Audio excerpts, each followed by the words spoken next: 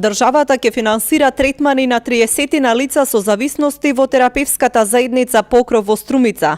Тие ќе бидат дел од програмата за лекување од зависности, ресоциализација и реинтеграција, а договорот веќе е потпишан со Министерството за труд и социјална политика.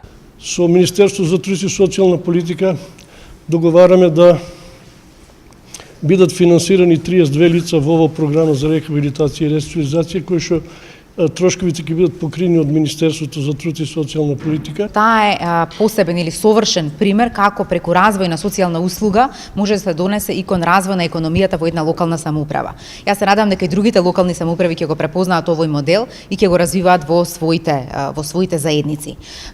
Министерот за здравство пак најави дека превентивната програма за ХИВ, која што досега се финансираше преку глобалниот фонд, сега ќе биде поддржана од ресорното министерство. Во таа смисла сме лидери во регионот, затоа што сме прва земја која што со националниот буџет го преземаме и финансирањето на превентивните програми од ХИВ.